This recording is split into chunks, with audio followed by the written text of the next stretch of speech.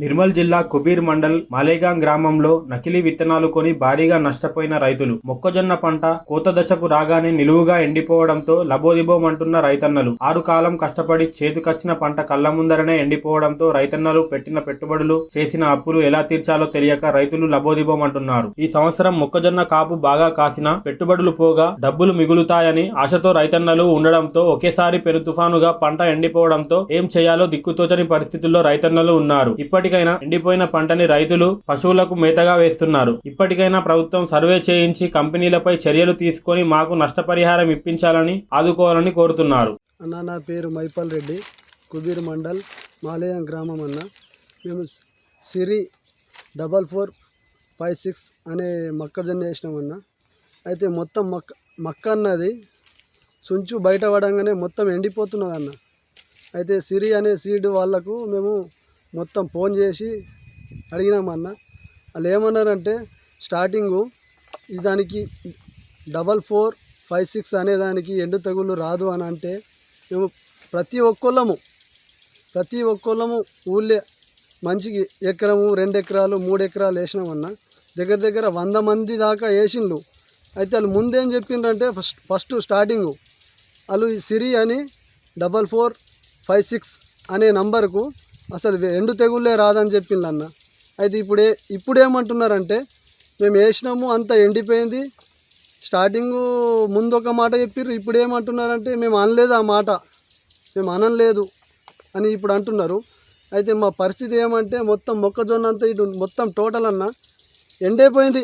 దాని పక్కకు ఒక సాలు అయిపోయిందంటే తర్వాత భాస్కర్ అని వేసినాము, అంకుర్ సైడు, అదేమో మంచిగా ఉన్నది. మళ్ళీ ఇంకో సైడు అది మార్ష్ అని వేసినామన్న, అది కూడా మంచిగా ఉన్నది.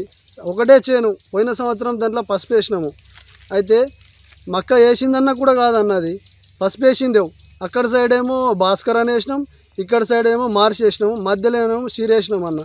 ఆ సిరి అన్నది మొత్తం కిందికించి మీద దాకా ఎండిపోతున్నది అన్న. మాకు వాళ్ళు అస్సలుకే పట్టించుకుంటలేదన్న. ఎన్ని మాటలు ఇప్పటికి 15 రోజులు అయ్యన్న. 15 రోజులు సంది ఫోన్ చేస్తే ఒక్కళ్ళు కూడా రెస్పాన్స్ అసలు రానే రాకొచ్చింది ఆ సీడోళ్ళు. అయితే ఇప్పుడు ఏం చేయాలని అర్థం కాక మొత్తం ఇదంతా కోసేసినాం అన్న. కోసేసి ఎడ్లకు పడేస్తున్నాము. మాకు వాళ్ళన్న తోడం దయచేసి అధికారులు పట్టించుకొని మాకు ఏదైనా నష్టపరిహారం ఇస్తే మంచిగా ఉంటుంది అన్న. తోడం దయచేసి చూడండి అన్న. నా పరిస్థితి నా ఒక్కడిదన్న మాట కాదు, మొత్తం విలేజ్లో 100 మంది దాకేసిండ్రు. 100 మంది అంటే ఒక్కొక్కళ్ళు 10 ఎకరాలలో 3 ఎకరాలు అయితే కంపల్సరీ వేసిండ్రు అన్న. 1 నుంచి 3 ఎకరాలు అయితే కంపల్సరీ వేసిండ్రు. అందరి పరిస్థితి ఇదే ఉన్నది. తోడేమో అధికారులు పట్టించుకుంటే పోపు ఉంటుంది. ఇట్లా బుట్టలు నిండుతలేదు, ఏం నిండుతలేదు అన్న. మొత్తం ఇగో మోసం చేసేసిండ్రు. సీడోళ్ళకు అసలు పిలిస్తే కూడా పట్టించుకుంటలేదు, వస్తలేదు. ముందేమో విల్టు రాదని చెప్పేసిండ్రు, ఏం కూడా ఇత్తులు నిండలే. ఈ టైప్ అయిపోతున్నది మొత్తము. ఇదేమో దీనికైతే కంకి కూడా కుట్టలేదు.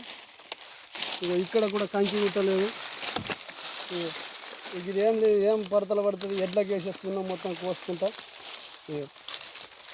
ఎంబీ లేదన్న, ఏమున్నది ఇటు మొత్తం. ఇవి చీడోళ్ళు ఏమో ఫోన్ చేస్తే అసలు రానే రాకొచ్చిండు. పక్కకి ఇక్కడనే ఒకటేసారి డిఫరెంట్ చూపెడతాను. నువ్వు ఇక్కడ రండి. కంపెనీ చేసినాము. ఇది మొత్తం పొట్టకెంచి కంకి బయటకు వెళ్ళేటప్పుడే కిందికించి మొత్తం ఎండు తెగుళ్ళు వచ్చిందన్న. ఇలా ఎండిపోతున్నది. ఈ ఇత్తులు కూడా నిండేటట్టు కొడతలేదు. మొత్తం ఇదంతా ఈ టైప్ అయిపోయింది. ఇది మొత్తం ఇట్లా అంతా ఎండిపోతున్నది. అందుకే ఇదంతా కోసేస్తున్నాము. ఇక్కడ పక్కకే భాస్కర్ అని వేసినాము, అది మొత్తం పచ్చగా ఉంది. అక్కడ సైడ్ కూడా వేసినాము, అటు మార్చ్ అని వేసినాము, అక్కడ మంచిగా ఉంది. మొత్తం ఇది పరిస్థితి అసలు అర్థమవుతలేదు.